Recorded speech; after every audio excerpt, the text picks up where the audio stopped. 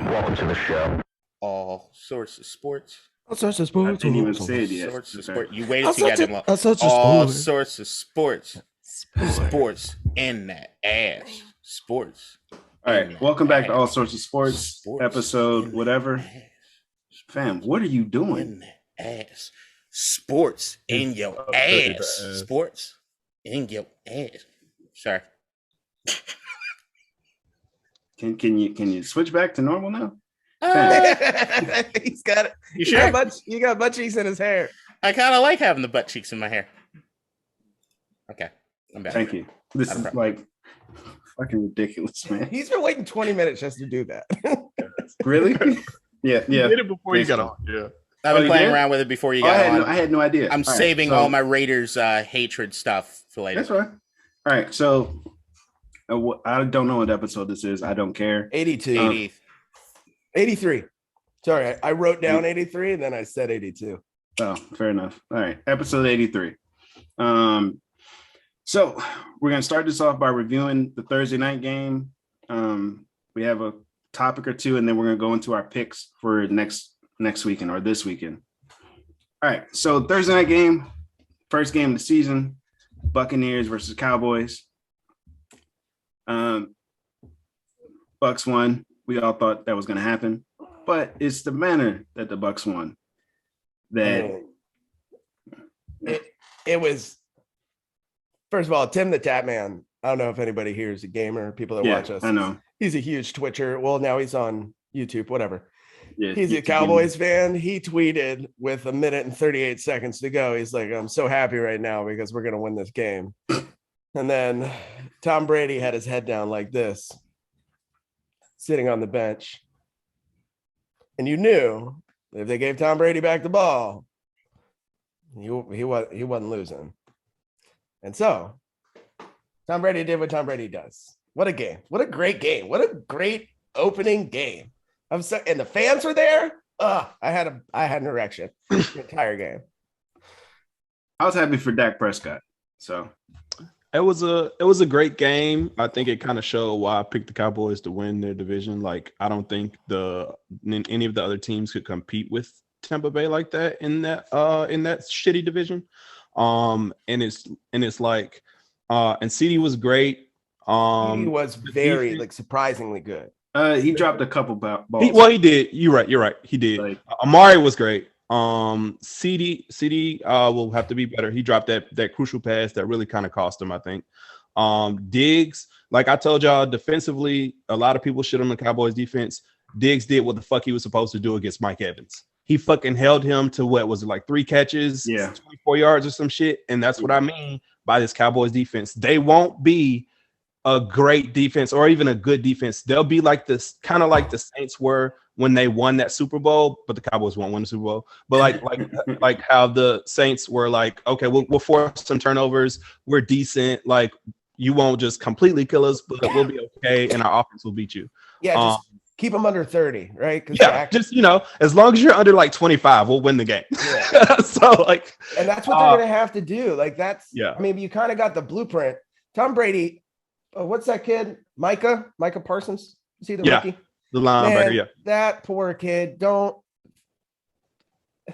Brady ruins linebackers who try and cover, and Michael Parsons looked a little lost, but I mean, it's his first NFL game, so that's not it. Dallas defense is bad. Like, it's bad. They're gonna have to roll on Dak Prescott's arm, and apparently not Zeke, right? That's the thing. That's the thing. And I think that's where they kind of failed, especially late, because they should have started running the ball once they got past midfield. Like, do you not know who's on the other end? His name is Tom Brady. No, do you not know? Guys, you're forgetting the biggest part about it. Tampa Bay has one of the best D lines, especially considering like stopping the run in the league. That is true. They do, but I'm talking about from a clock management. They couldn't run the ball at all. No, but we're saying take time off the clock, make them burn those timeouts that they ended up having at the end of the game. Yes, that's all I'm saying. I'm not saying that they wouldn't have had to been productive because they were close enough to within field goal range where it's like, okay, he can make this, even though he's been fucking up tonight. But yeah, it's like you take the ball out your QB's hands. They have Mike McCarthy over there. Something coaching wise was bound to go wrong. Right. And that's the thing that I think that's the thing is like, if you're looking for anything that came out as far as any revelations after this game, I don't really think I saw any other than Zeke really not being able to get anything done on the ground. But once again, Tampa Bay's run defense, we're not entirely sure what the carryover is from last year into this year as far as how good they'll be. Because, I mean, everybody starts a little bit of a clean slate. But I think with Tampa Bay more than any other team, they pretty much are bringing everybody back that they had last year. So you think that run defense is pretty stout going up Zeke and that all offensive 22 line. starters, right? They brought back every single starter from beyond those things. I mean, the Cowboys before Dak got hurt last year were kicking on all cylinders as far as on offense. And I think more than anything, I'm seeing CD Lamb as being, if that tiny motherfucker can actually just get the ball in his hands, he's dynamic as shit. Like that to me was something I'm looking at and I'm like, all right, I don't like seeing that, being that I got to play these assholes in the division. But I know that you wanted to give Diggs credit. Mike Evans didn't look healthy to me the entire game. It just felt like he was very, very ginger in what he was doing. But if you're going to look for any revelation on the Tampa Bay side, but spoiler alert, I wasn't surprised, as you could see on all my fantasy teams, Antonio Brown is back. And I think that there's some things happening with Tampa Bay on offense that excite me. Godwin looks like he was carrying over a little bit of the yips that he had from the last playoffs into this year as far as some of these drops or not being in the right position at a particular point in time during the game. Tom looked sharp for a 44-year-old man. I think Tampa looked real damn good. I think Dallas's defense, while you want to give them credit to a certain degree, they still let up a lot of fucking yards and a lot of goddamn points. And if Cowboys are going to be able to be in a shootout with anybody as long as they get them weapons on offense. But I still think when it comes down to it on defense, when push comes to shove at the end of a game, when you need to get the ball back, that's where they're going to lose you the games. I don't think you're going to look at a Dallas team who's going to get blown out a lot because they're going to be able to score with anybody as long as they're healthy. And that leads me to my next point, which is if that offensive line starts getting injured or suspended or COVID-y, the Cowboys are going to lose every fucking game. Well, that already started because, Zach Martin didn't play because he was hurt. And then Lyle Collins just got suspended for 5 games. So, yeah. And then you imagine that going up against what? that defense without, Zach Martin was big. I mean, the replacement center, I can't remember his name, Descofani or something like that. He did a bang up job. He had that one missed snap where like the ref was like false start the entire offensive line because he missed the snap count. But like other than that, he wasn't bad. He kept Dak up for the majority of the game. So I completely agree with you guys on the offensive line issues thing. But as far as Leo and this like next 5-week stretch, they've got Chargers, Eagles, Panthers, Giants, Patriots. I don't think it'll be as big against those teams specifically. Yep. Now, if it's later, could cost them. But those 5 weeks, it's like perfect timing for this. It's the perfect time, and it's the perfect time, and that's just one of those things where you have to factor in luck in a season, even with injury. It's like, oh, lucky, good. We got the Giants and the Eagles. Right. I think the only thing you have to look at with that, which I would be scared of if I'm a Cowboy fan, is the likelihood that Dak's getting hit and he might not be healthy coming after these 5 weeks. So, I mean, there's one thing as far as being able to sustain stuff on offense going forward, where, like you said, these 5 weeks, of those teams, I think there's 2 pass rushers that might be able to get home. But if we're Like, ooh. the Chargers the Chargers potentially, and I Yeah. actually think Philadelphia's pass defense and having Ryan Kerrigan and some of the guys on offense, they'll be able to kind of get home. Yeah, and I was like, Joey Bosa is here. Yeah, so I think with those two teams and knowing just Philadelphia Dallas game, that just sounds like a body bag game just waiting to fucking happen, just from a division standpoint, right? So Yes. I mean, that to me is the thing. Can they get through this 5-game stretch without anything detrimental happening to some of these offensive players? Because they need all of them to be clicking on all cylinders. And also, if you look at this 5-game stretch, and as part of, I mean, it's a very important part of their schedule because they need to win those games. They need to win 4 or 5. That's what I was going to ask to you. be competitive in this division. If they don't, because they're not healthy, Dak goes down, Zeke misses a block, whatever it is, their season changes real fast on the course of these 5 games. So Ryan and K-Dot, real quick, because this is not a Cowboys podcast. What do the Cowboys need to go in that 5-game stretch? I think 4 out of 5.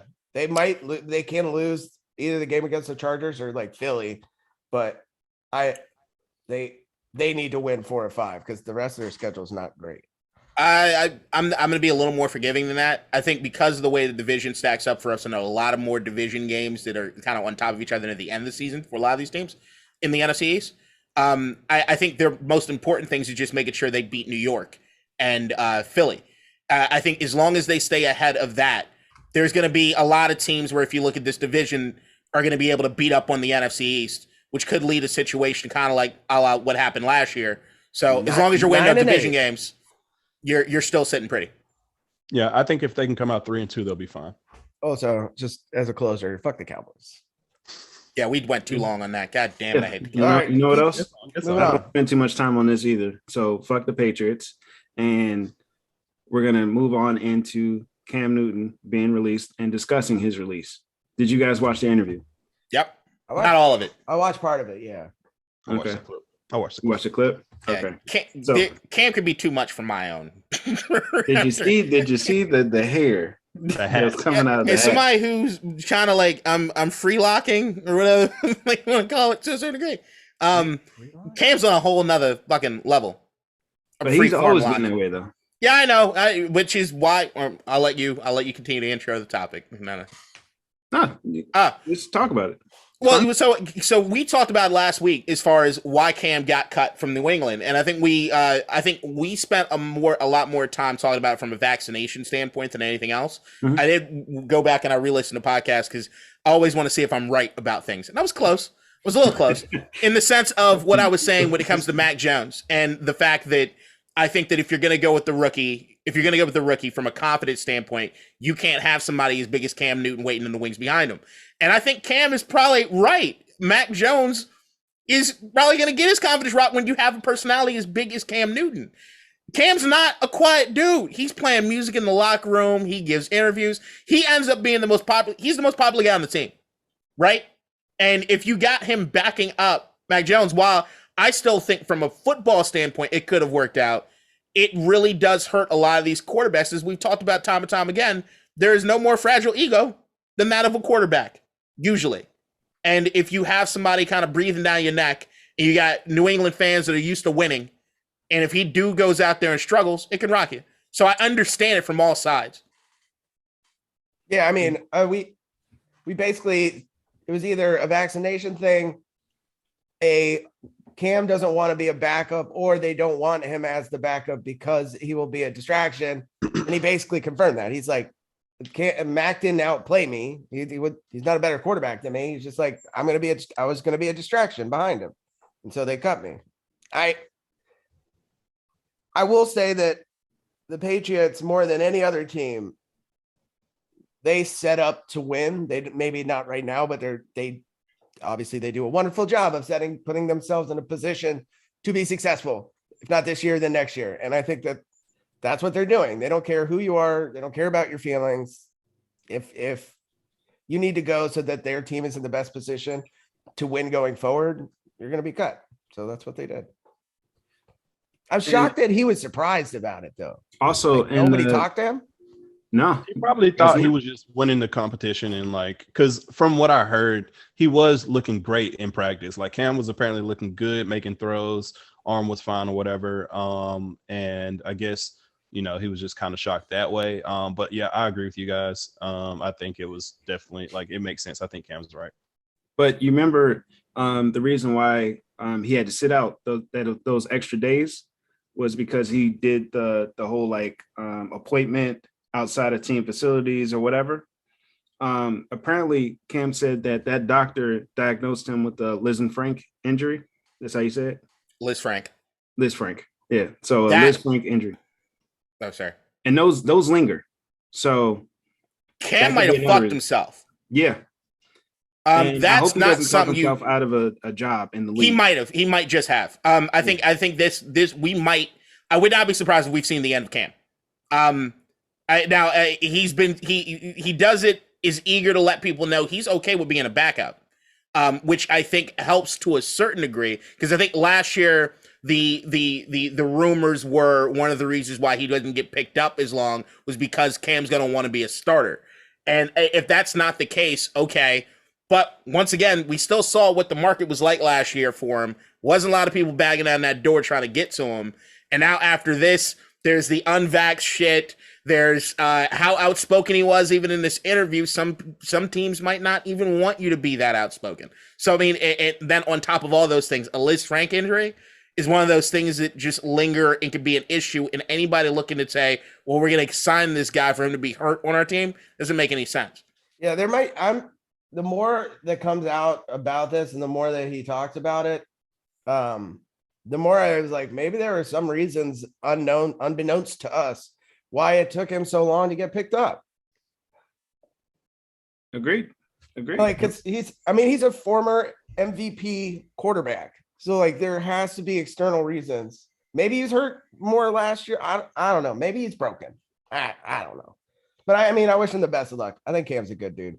So. All right. So do you guys want to discuss the results of the draft that we had the other night? No, I don't. Moving on. I'd love to. Moving on. Go ahead. We can absolutely talk about that a little bit. No, what thank the you. Fuck happened? No, thank you. I blame my family. Thank you. Yeah, it was a tough time in the Ferguson household as a unit. I feel like we failed in this fantasy football draft. Didn't fail me. Team, you showed up 15 minutes late. And I still had a great draft because they were so bad. Yeah. Like, it was a great draft. So the thing about the draft, I'm gonna give out some qualifiers. Number one, my little brother's on his honeymoon right now. So he joined last minute to help out. Congrats to him. It is what it is. Congrats. And then my mom and dad aren't good with technology.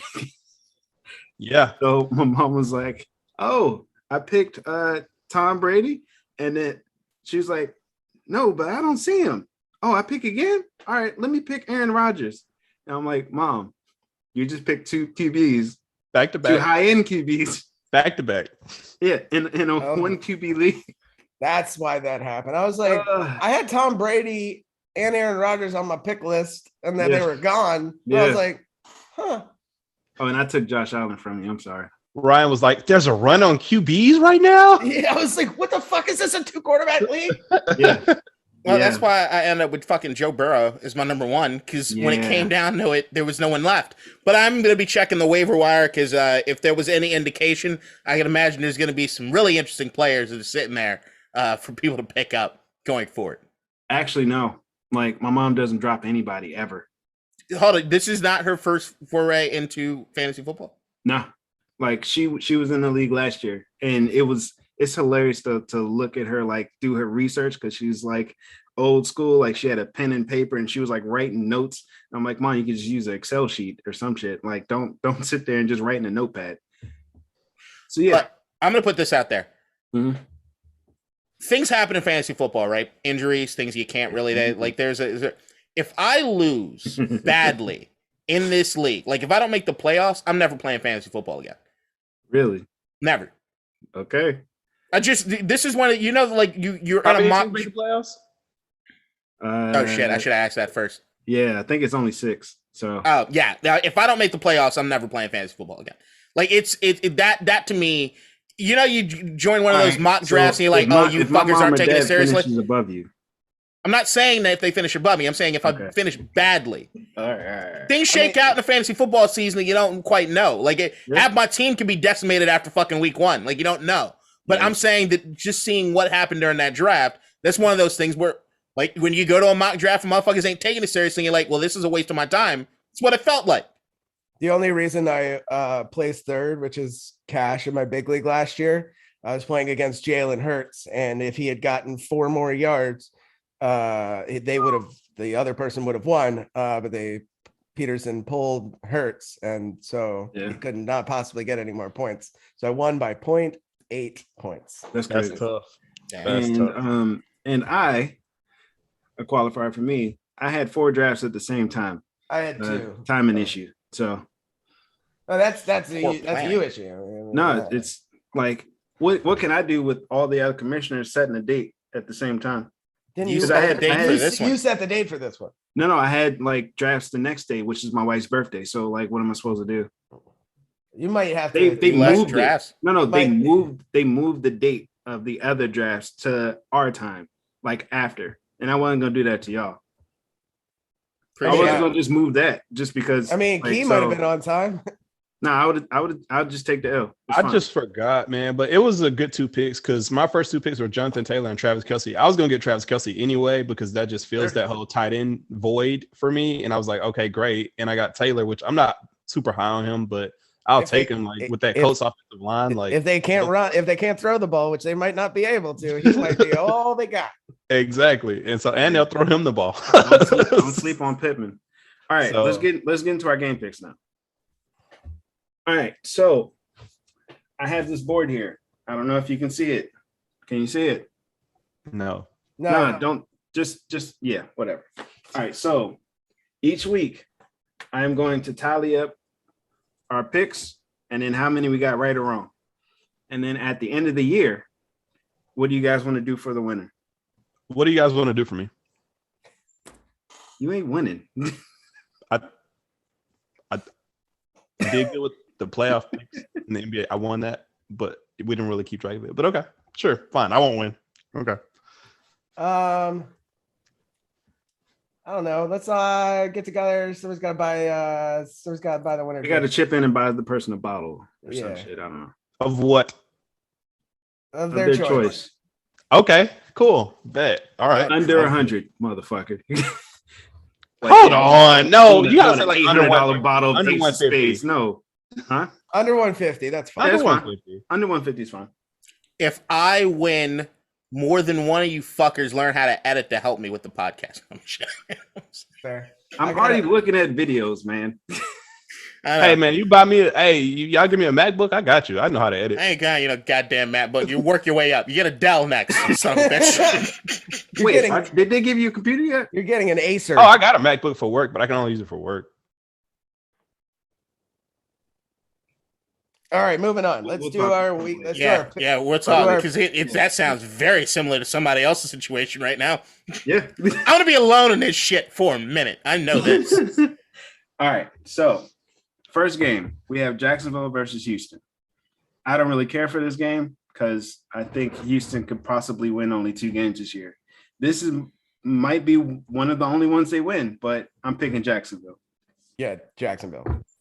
I'm taking Trevor Lawrence all day, 3 touchdowns, 300 pass yards. The ghost of Travis Etienne can score in this game, so it's just Houston's bad. Right, Jacksonville is closer than people think.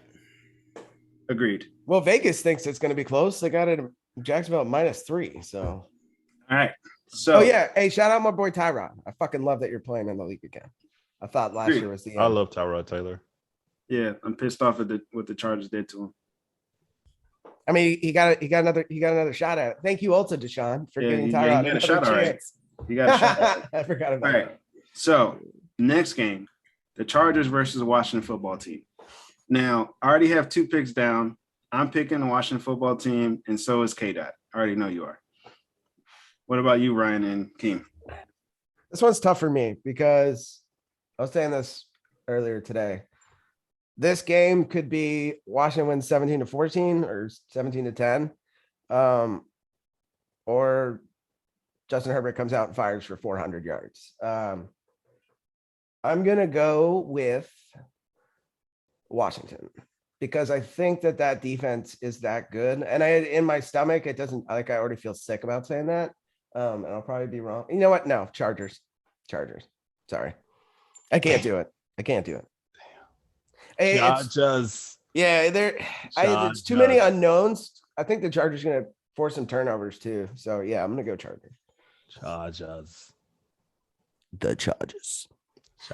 Justin Herbert, I think his hair is back too. Oh, he's got some locks on that kid. I like that. I can see Washington winning it though. That's a tough one. Yeah, this is gonna be the best game of the weekend, I think. No, best game in my opinion. Weekend, I think weekend. Okay. Yeah, I think it's gonna be the best game this weekend. All right, so the next game we have. Hold on, I'm gonna talk about it in a little bit. God damn, assholes! Fucking just go. You didn't say anything. I let you. He told me. We were just gonna put down the two picks here, and then you gotta. Go ahead. All right. So when it comes to this game itself, I think that it actually matches up really, really well. But I think we're looking at a situation where you're gonna have two offenses that are kind of sloppy to start this game off. It might be sloppy throughout the game. You're talking about Justin Herbert's coming back. New offensive coordinator in his second year in the league. You got 4 new starters on the offensive line, including one in rookie in Rashawn Slater, who everybody's anointing as a fucking Hall of Famer when it comes to training camp or preseason. But Rashawn Slater's got to come up against Montez Sweat and Chase Young. Now, Rashawn Slater held his own when Northwestern did play Ohio State, which is a game that a lot of people go to when it came to Chase Young and saying whether or not there were some games in which he disappeared. So it's going to be really, really interesting because I know Chase Young has heard that too. But defensively there for the Chargers, they underperformed like a motherfucker last year. I know they get Derwin James back, but I also think when it comes to Brandon Staley, the new head coach, and what it is that they've done as far as him trying to bring that LA Rams style defense across town, there might be some growing pains. But I think especially on offense, Austin Eckler was questionable for most of this week. I still think he's going to play. But if he doesn't, I think this gets a little crazier. But I just think right now, the way it matches up, it'll be a battle in the trenches. And I wouldn't be surprised if you saw both offensive being just a little sloppy as they're trying to get used to new systems and new players. All right. Next game, Seattle versus Indiana. I picked Seattle. They're gonna let Russ cook. Seattle. Yeah, Seattle. I don't think this one's too tough. Indianapolis. I think it'll be a good game. I got Indy. I think it's close. It's fair. Yeah. All right. Okay, why'd you pick Indy? I think when looking through the schedule, I just play the numbers. I think there are going to be some underdogs that do win out this week. I think when you've got Carson Wentz, who's been chilling there with Frank Reich, they've been fucking game planning and putting up their script for a minute. I think that this is going to be something that the Indianapolis team isn't bad. They've got talent. No, they're good. And I think when it comes to Seattle, if I'm looking around that team, I don't think the defense is going to be anywhere. I think Seattle, as far as what we've known them being historically, as far as this defensively led team, is not necessarily going to be the case going into this year. I think a lot of people putting a lot of faith in Chris Carson. I'm still not quite there yet. And I think if we're looking at the Russell Wilson, DK Metcalf, Tyler Lockett show, I think they're going to be able to win games, but they're going to lose some too. And I just think by the end of the year, maybe they get it and put it together because I still have them in the playoffs. But they're going to lose a few. And I think this right now just kind of scores up where I think Indianapolis can actually win this game at home. Opening shocker. Yeah. All right. Next game, we have the Jets versus the Panthers. I pick the Panthers. Panthers. Sam Darnold revenge. Panthers. Jets.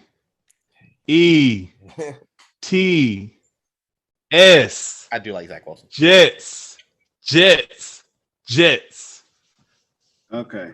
Now, King, why do you pick the Jets?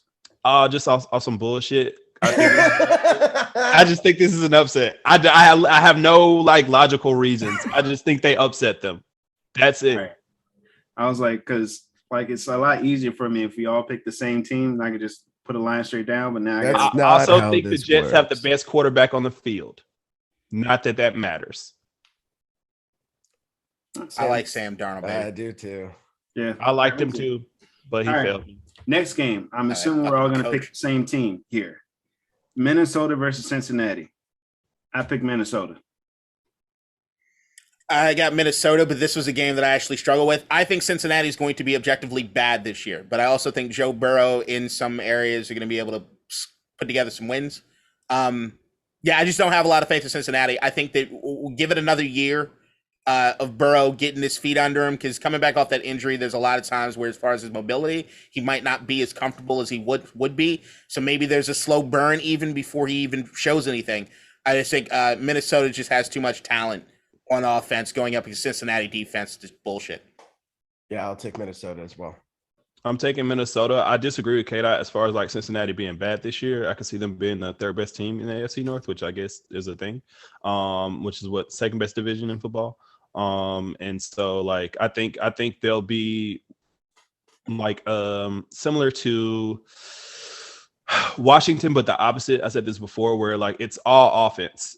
For Cincinnati, they won't ever like do anything defense. For them, it's like, oh, we'll outscore you, get lucky, and we'll win some games. I think they could win like 6 to 8 games this year. So if they win 6 to 8, and you said they could be the third team in the division, who would be coming last in that division then? Either the hurt Ravens or the old Steelers. Okay. All right. Fair enough. All right. Next game is Arizona versus Tennessee. I picked Tennessee. Kate, who you get? Keem's frozen picture right now is so funny. I'm going Tennessee. Okay. Ryan? The Titans. Okay. Keem? Tennessee. Okay. So we're all on Tennessee. Nice. Take me to another place. Take me to another. All right. Next game. San Francisco versus Detroit. I picked San Francisco. Yeah. I will Everybody take the same boat. I will take San Francisco. San Francisco. Me too? Jimmy and the porn stars. All right. Then we Jimmy. Sorry, I'm on a song mood. I was gonna do Benny and the Jets, but Jimmy and the porno. So. Yeah. I know. Jimmy. Dun, dun, dun, dun, dun. You should just put the background you had up again. And when you sing, I don't know. It made you uncomfortable. I don't care. Ass. All right. Ass and titties. Ass and titties. All right. Pittsburgh versus Buffalo. I picked Pittsburgh just because of Tongue twister. Yeah, it was. Thank you. Thank you for bringing it up. I picked the Pittsburgh. All right. All right, Shannon. Fubba wubba dubba hubba. Fuck you. I know Ryan is picking Buffalo. I can't believe Yins would pick anybody else. Go on. Like, who do you guys have? Buffalo. Okay. Keem? Lucky. Oh, Keem's someone's playing defense against Keem's internet right now. Yeah, stop being clever and just say your picks. Pittsburgh. Oh, all right, cool. See, it worked. All right. I mean, I know this is going to be a good game. I could definitely easily see Buffalo winning. I'm just picking Pittsburgh just because. Some of the games, especially week 1, you just pick. You see the names on the thing. You're just like, I'm going to go for it. Like TJ Watt just got his contract. We'll see what happens. Like, I think Keem is the only man in America that does not live in Queens that picked the Jets to win a game. Yeah. All right. The next game is Philly versus Atlanta. I'm picking Philly just because Atlanta has a terrible defense and Julio's gone. I will be picking the A. Okay. It starts. Are you sure? Don't change your pick again. Peace up. A-Town down. A-Town down. All right. You can't change after you did that shit. All right. K-Dot and King? I'll with Ryan. Okay. It begins here. Falcons playoff team, Kyle Pitts. It's going to start here. But I will say, Philadelphia, as we said, if Philadelphia wins 2 games this year, if they win 10 games this year, I wouldn't be shocked by either. Yeah. So I have no idea what we're getting with Philadelphia. I'm more excited about this game other than my own team playing, I'm more excited about this game than any other game because I want to see Kyle Pitts play, and also I just need to know what the fuck Philadelphia is going to be. That's true. I will say this: Kyle Pitts may not be the best rookie on the field that day. Ooh. So we'll look out. We'll look out for that. He may not. No, he may not have the best game for a rookie. Okay. That's what I meant. Okay, because he's the best. He's clearly the best rookie. He's the best tight end. And Unless he's Trevor the best Lawrence receiver. is on the So, field with I'll say that. One of the best receivers. He's the best player in this draft that we just had. Let's move on. Moving on. Okay. Cleveland versus Kansas City. I'm picking Kansas City. I hope Cleveland wins because fuck Kansas City, but I will be taking the Browns. wow. retweet. Okay. I can give my reasoning if you want. Yeah, go ahead. They should have beat him in the playoffs. That's it. Okay. Get that? Kansas City. Do you know a guy who's never lost in September? Patrick motherfucking Mahomes. And Andy do you Reid know has- law of averages. Look, here's what I will. It's the rule is the rule until it's not the rule anymore. So I'm going with that. And it's at the end of the day, when it comes down to it, I think the reason that their record is usually so good is if you do track a lot of Andy Reid teams, if he's got an off season to prep and to script what he's going to do offensively, it usually works out. Andy Reid struggles when he's got to think on the fly. He's had the entire offseason to put this square in his, this is who we're playing, and I just think they're going to be Johnny on the spot. All right. Yeah, I don't know if are there any cameras in Cleveland? How has he been able to watch what the Browns are doing? Cleveland, all they got is football. I think Cleveland's fired up this year. I think they're ready. Odell's not even talking to the media. He said his play is going to do the talking. I think they win this game. Well, I hope It's going to so. be a good one. Game of the week. Game of the week. All right. Game of the Next night. game, which is also a contender for game of the week.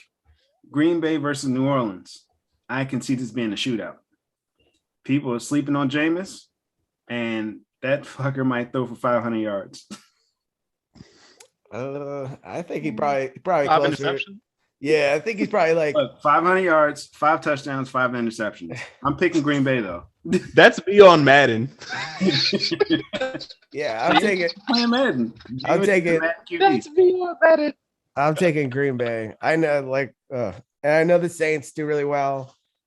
There's a lot of adversity with the hurricane that went through. I just don't think it's Jameis versus Aaron Rodgers. Come on, man. Green Bay wins by 10 plus. Yeah, Not even I close. don't think this is gonna be fun. Like a 10 plus where like the fucking Saints score a touchdown late. It made it look better than it's like the Saints are bad. Yeah, I like Jameis a lot. I will say, though, it's Green Bay. I think that there's adversity when it comes to New Orleans, but right now they're not going to be playing in the Dome. They're playing, in Jacksonville, and I think the temperature is going to be 115 fucking degrees, humid, and in the state of Florida, which just sucks for everybody to have to go play there. Green Bay, I think Aaron Rodgers coming back, he is Aaron Rodgers. He's the guy. That offense is going to be sick, like always. And I need Aaron Jones to give me some fantasy points in the league that I care about most. I think Kamara's going to have a big day. But I also pick Green Bay. All right. Next game is Denver versus the Giants. ugh, I spare me. pick Denver. I hope Denver loses, but I don't have faith in the Giants at all. And Von Miller's back. So who else? Jerry Judy's arrival party is tomorrow or is Sunday, and they beat them. Okay. Yeah, Ryan? I'm taking Denver. Okay. Get up. Taking Denver, but I wouldn't be completely shocked if New York is able to squeeze one out. Like I said, I think Daniel Jones just has the Mr. Bean luck as he's just going through life. And Saquon Barkley, I'm really interested to see what he does. I just think that offensive line is garbage. Trash. And then you're going up against Chubb. And That offensive line is Okay. trash. Von Miller. And don't sleep on this fact. Denver has so many good cornerbacks that teams are still trying to trade for like one of them. I think they have like 4 starting caliber cornerbacks on their roster, and people are still trying to trade for them. I'm just curious as to how you have a city as big as New York and they don't have a starting offensive line between the two franchises. All right. Next game is Miami versus New England. This is going to be an interesting one for me just to see like the Mac Jones experiment versus Tua's second year. I'm picking New England just because Bill Belichick. And yeah. Can't go against him. I'm hopping on the Mac Jones train. I'll take New England. I think it's a coin flip. Ooh. Yeah, too. I don't blame you for that. I'm picking New England just because I got them in the playoffs and need to win games like this. So I think that's the only reason. But I would not be surprised right now that Matt Jones' first start ends up not being as sharp as he needs to be, and Tua just knowing that he's on a prove-it year for all the naysayers and really building up a lot of confidence. I can imagine Brian Flores is planning the fuck out of this to try to beat New England. So I would not be surprised with either outcome this week. All right, so team is picking Miami. All right, next game, Chicago versus the Rams. I'm picking the Rams because Aaron Donald and Chicago starting Andy Dalton. So yeah, I mean, I'm taking LA. I don't think this one is very close. I think Keem might have just sneezed himself into a new dimension. Yep. All right, K-Dot, who you got? I think this is a blowout. I'm going the Rams. If we're start keeping on the trend of offensive lines that don't work good, Chicago. It might be something that Chicago needs to look into before they trot Justin Fields out there on the field. But we got to see what Andy Dalton's able to do behind there. I still like Dave Montgomery. I thought he ended the year really, really well. But that defense is not the defense that we known Chicago to be. They still have Khalil Mack, but there's a lot of other guys in that secondary that are not there. There's no Amos. There's not the other guys that we've been used to Chicago usually having. They could struggle a bit this year. They're going to get cooked. And Khalil Mack's numbers have been down for the past couple of years. Anyway. The defense is not. There's not a good supporting cast. Keem, who you got? Rams. You said Rams? I think he said Rams. All right, cool. Fucking now, book. I hope your internet's good for this one, Keem. It won't be. Game of the weekend or of this week is Baltimore versus the Raiders. I'm picking the Raiders. I'll wait for everybody else to go. I'm picking the Raiders. Okay. K-Dot, who you got? Ravens. Okay. Now, we kind of alluded to this a little bit, but all of the Ravens injuries this past week and shit basically this whole offseason. They lost J.K. Dobbins earlier, and then this past week in the same practice, they lost Marcus Peters and Gus Edwards to torn ACLs, basically like within the first, like a couple minutes of each other. Back-to-back plays. I just want to add that, and those both were non-contact injuries. They weren't even in pads. Yeah, that's You need to crazy. change out that field at Owings Mills. Y'all need to do in fucking Washington. No, the Washington field, that was a big thing in the offseason. They actually dug up the dirt. It's a brand new thing. Did? Thank God. All right, because to be honest, like when we were talking about the game and like the Chargers versus the Washington football team, that was the one thing I was worried about. Yeah, the way that Washington's field has been described as dirt spray painted green. We've changed the field. Good. All right. Yes. All right. So, Kim, you still picking the Ravens? Picking Raiders. Oh, Wow. Am I the only Raven? yeah. I just think the best running back that they have on the team actually goes by Lamar Jackson. So they're not missing anything. They are missing something. It's not really that for me. I think it's more of an emotional thing because they lost so many people due to injury. So you said you think mentality. Maybe in this game they kind of lose what they should beat. It's an emotional thing for them, and I think they'll lose. They'll start off 0-2, still make the playoffs, hopefully. But yeah. All right. So, did we have a bet on this game? No, No. right? All right. You should. No. Oh, well. No. Well, you both picked the same team. Yeah. Right. So, Disgusting. that is what it is. All right. So, I'll post this on our Twitter, and you guys can keep track with us too. And we'll see what happens. Are you ready for some football? I thought that guy got canceled. He might have.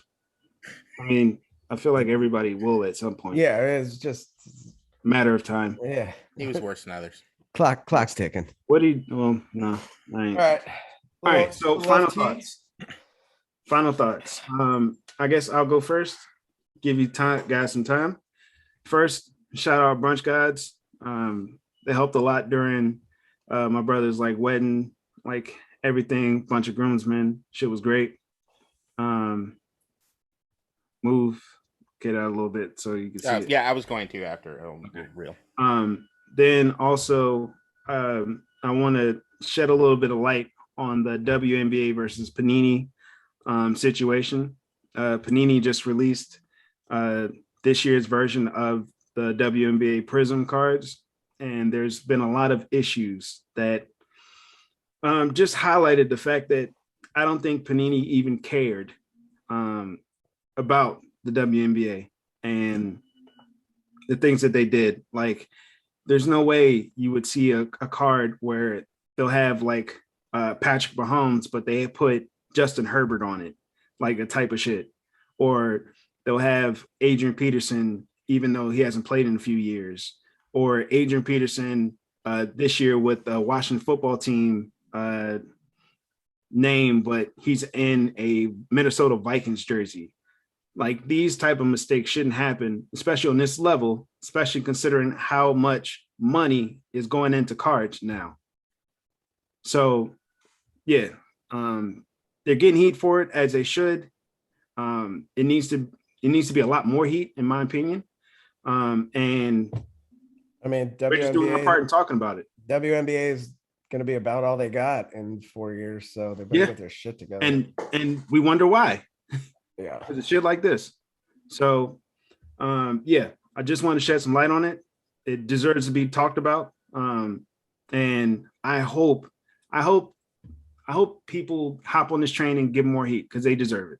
Yeah. I mean, I just don't think they care because they lost all their licenses. So, Yeah. My final thought: Arsenal won a game. Football's back. Let's go. What was the score? 1-0. Oh, damn. Who scored? I don't remember. I was watching. Oh, fair enough. All right, who's next? I'll go if you could. Go ahead, King.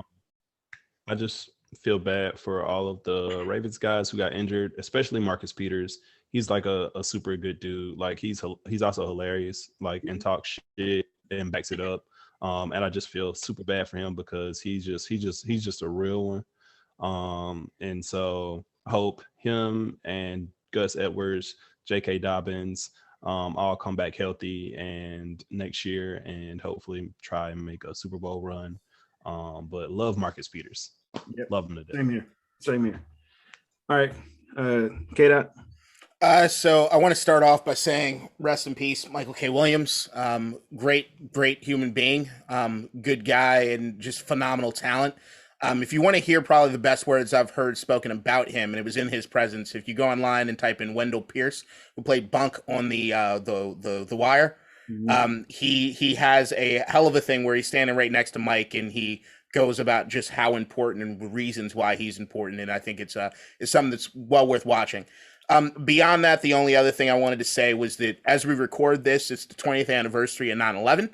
And I'm seeing a lot of the same things that we usually see year after year, which is people like reliving it or people with their takes on it. And it's the America rah, rah, rah thing. I want to say rest in peace to everybody that lost their lives there on 9/11. But I think what also doesn't need to be forgotten is when you have an entire country go through a trauma together, having PTSD and all the decisions and things that we did after that day that directly impacted our lives right now and negatively impacted the lives of a lot of people around the world.